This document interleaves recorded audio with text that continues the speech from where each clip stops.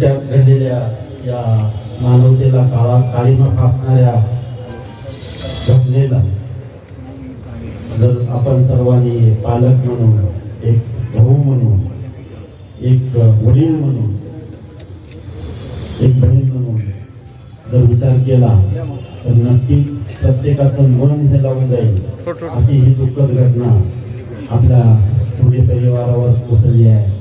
आपण एक माणूस म्हणून सर्वजण मिळून या घटनेचा तीव्र शब्दात निषेध करूया. प्रत्येक नागरिकाच्या मनातून जो आक्रोश आहे तो आक्रोश या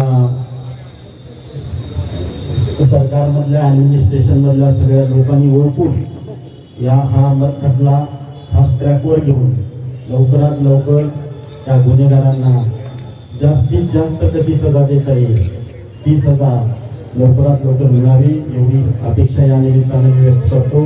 पुढे परिवाराच्या दुःखामध्ये आम्ही सर्व लातूरकर सहभागी आहोत आणि भाग्यश्रीच्या आपल्याला शांती मिळो एवढीच प्रार्थना या निमित्ताने करतो. धन्यवाद.